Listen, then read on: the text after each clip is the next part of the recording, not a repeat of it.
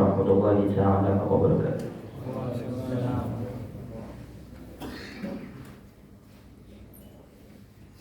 Allahu akbar, Allahu akbar. Allahu akbar, Allahu akbar.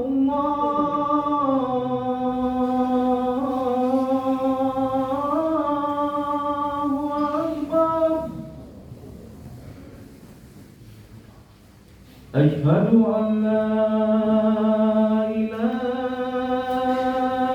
illallah.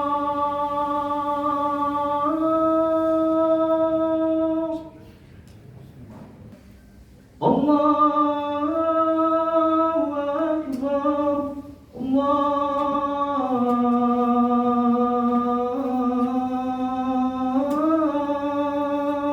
akbar.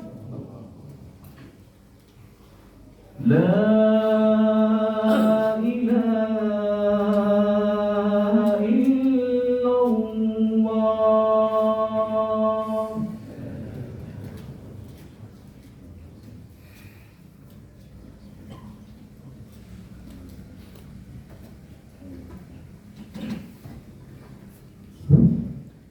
Innal hamdalillah, segala puja dan puji hanya milik Allah. Nahmaduhu, kita semua memujinya, wa nasta'inuhu, kita semua meminta pertolongan kepadanya, wa nastaghfiruh, dan hanya kepadanya lah kita meminta ampunan. Wa nastaghfiruh wa na'udzu billahi min syururi anfusina, dan kita semua meminta perlindungan dari keburukan diri kita.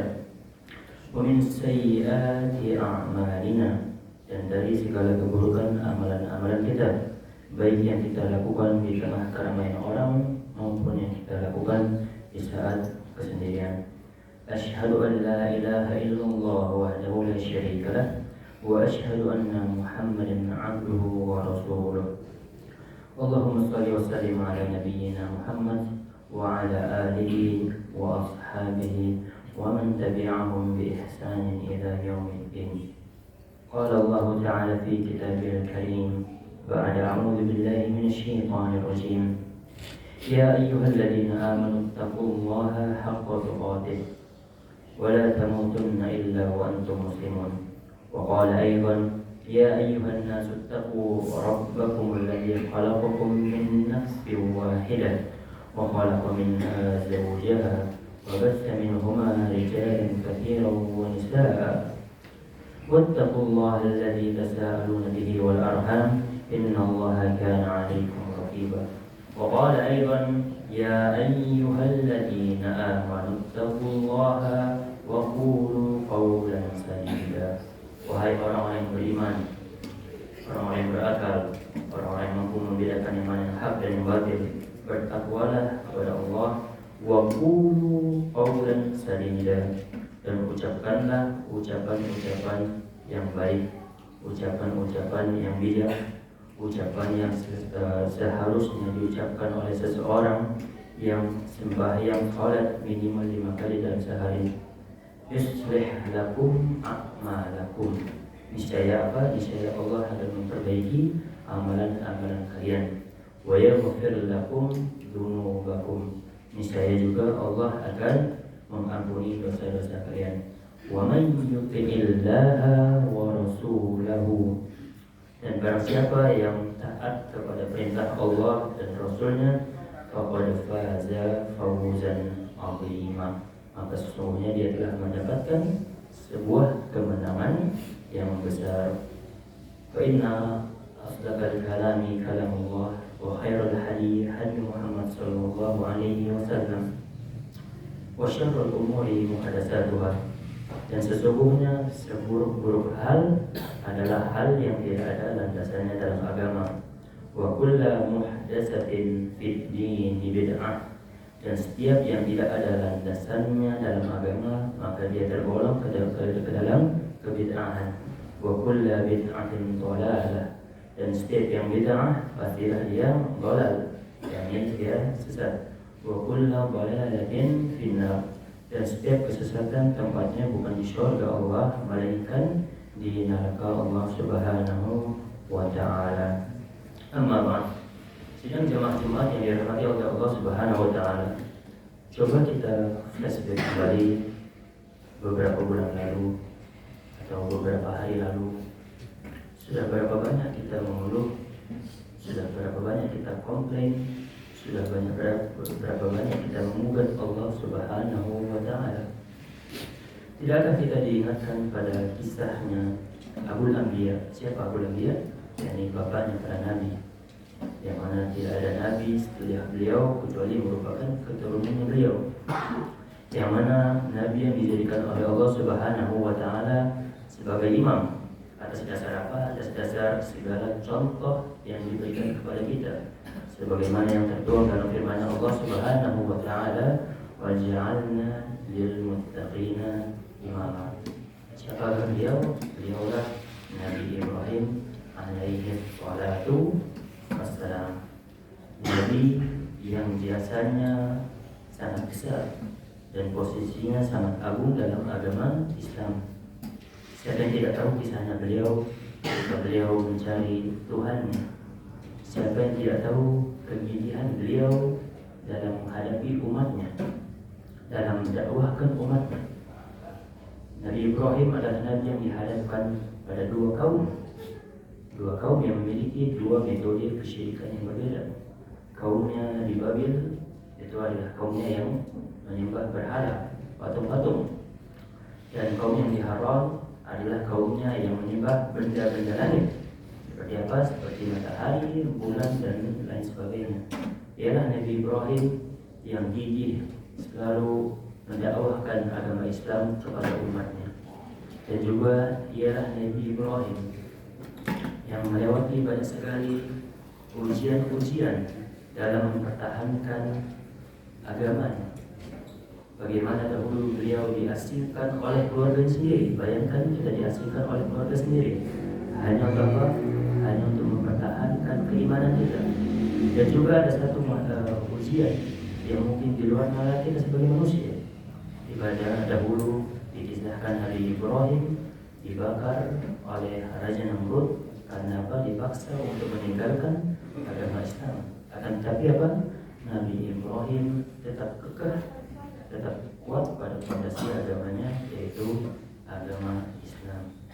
Kendati demikian, dengan segala macam yang sudah Khalid sebutkan di awal tadi, segala macam kegigihannya dalam mendakwahkan agama Islam, kendati demikian Nabi Ibrahim juga diberikan ujian yang sangat besar. Ujiannya apa? Yakni diberikan keturunan di umur yang relatif sangat tua bagi kita, ya, golongan manusia, di umur 86 tahun. Selama berpuluh-puluh tahun Nabi Ibrahim terus mendoakan agar diberikan keturunan. Namun barulah diberikan keturunan di umur 86 tahun.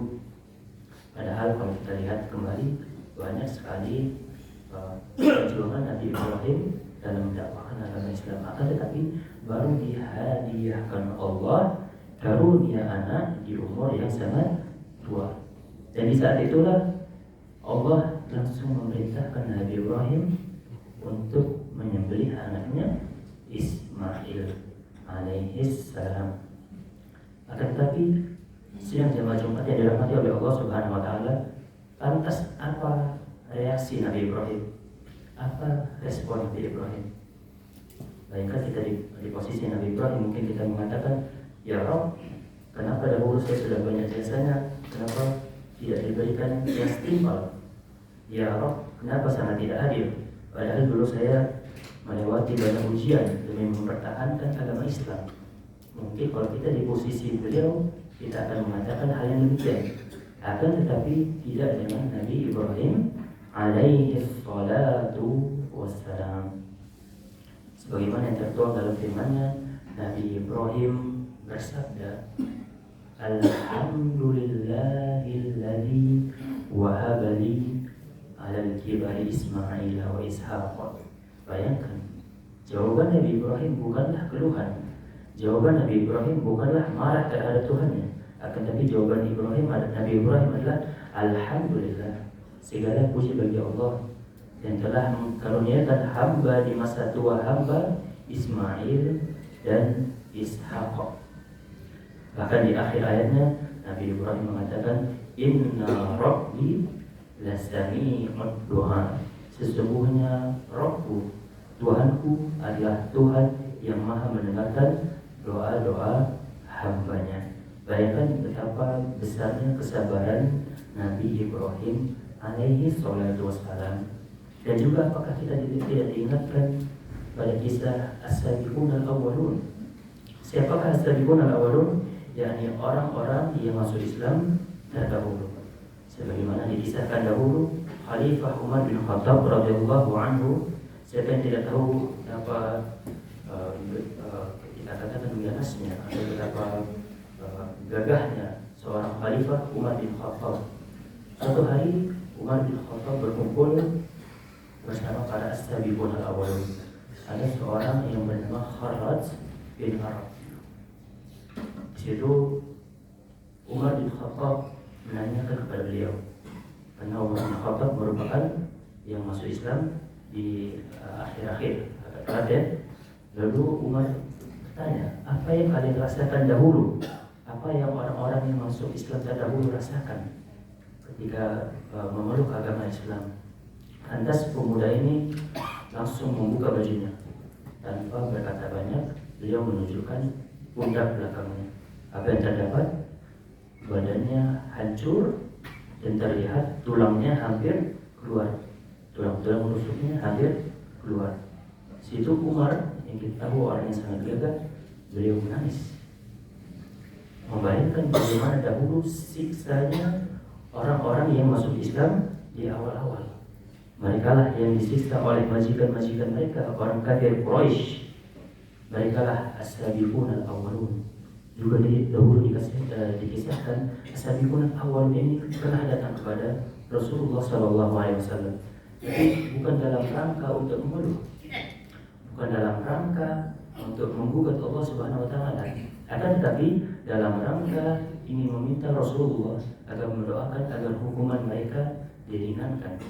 Tetapi apa jawaban Rasulullah? Jawaban Rasulullah adalah bersabarlah.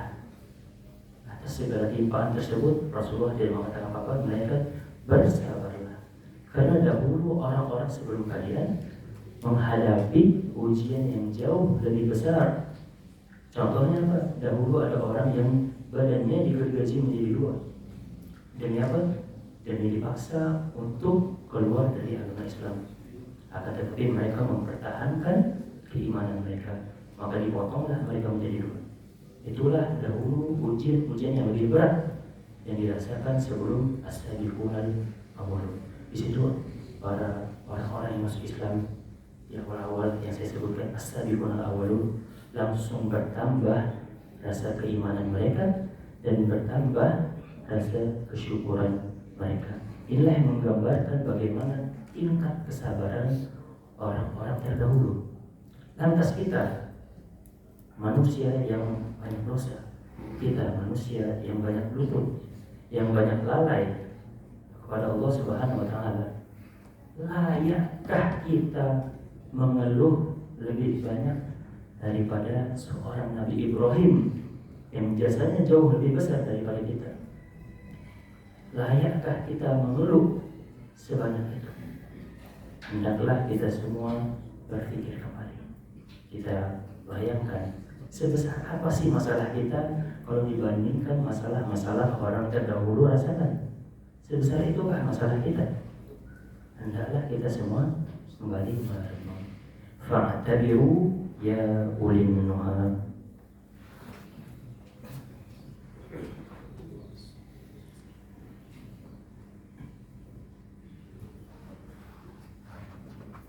Alhamdulillahirabbil alamin wa bihi nasta'in ala umuri dunya waddin wassalatu wassalamu ala nabiyyina al-mursalin wa ala alihi wa sahbihi ajma'in. Kalaulah kita menelaah kembali dalam surah Al-Balad di ayat keempat, laqad khalaqnal insana fi kabad. Sesungguhnya kami menciptakan manusia itu dalam kondisi yang apa? Yang susah payah.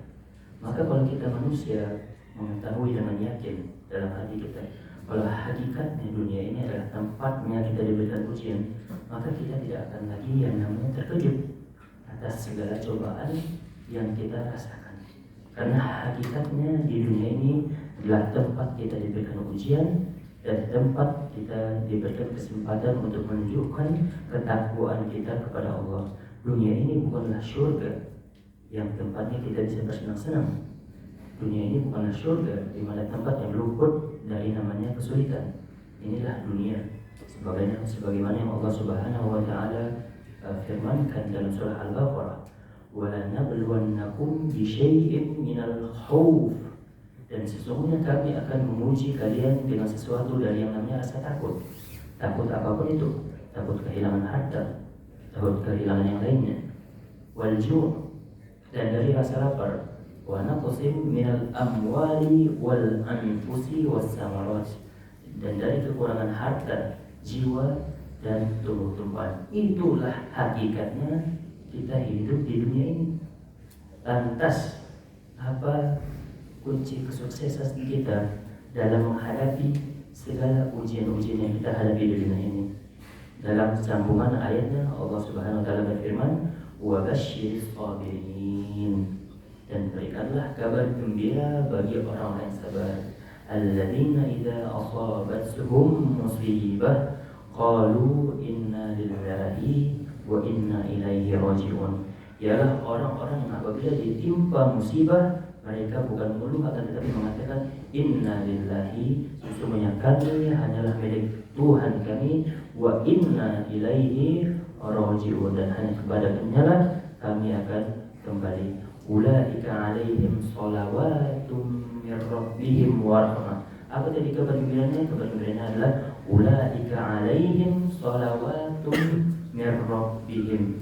Itulah orang-orang yang mendapat ampunan dari Tuhannya, wa rahmah, dan yang mendapatkan rahmat dari Tuhan-Tuhannya.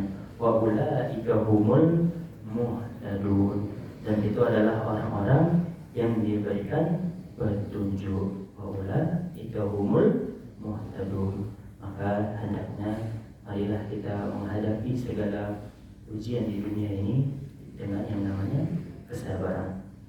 Juga Allah Subhanahu wa taala berfirman, "Ya ayyuhalladzina amanu isbiru wasabiru warabitu wattaqullaha la'allakum tuflihun. Innallaha wa malaikatahu yusholluna 'alan nabi ya ayyuhalladzina amanu shallu 'alaihi wa sallimu taslima. Allahumma shalli wa sallim 'ala nabiyyina Muhammad wa 'ala alihi wa sahbihi ajma'in. Allahumma ighfir للمسلمين والمسلمات والمؤمنين والمؤمنات الأحياء منهم والأموات إنك سميع قريب مجيب الدعوات ويقاضي الحاجات. ربنا لا تزغ قلوبنا بعد إذ هديتنا وهب لنا من لدنك رحمة إنك أنت العزيز الحكيم. ربنا لا تؤاخذنا إن نسينا أو أخطأنا. ربنا ولا تحمل علينا إصرا كما حملته على الذين من قبلنا. ربنا ولا تحملنا ما لا طاقة لنا به واعف عنا واغفر لنا وارحمنا أنت مولانا فانصرنا على القوم الكافرين. اللهم إنا نسألك سلامة في ديننا وعافية في جسدنا وزيادة في علمنا وبركة في رزقنا وتوبة قبل الموت يا رب ورحمة عند الموت ومغفرة بعد الموت. اللهم هاون علينا في سفرتنا الموت والنجاة من النار والعفو عند الحساب. ربنا آتنا في الدنيا حسنة وفي الآخرة حسنة وقنا عذاب النار والحمد لله رب العالمين. أقم الصلاة.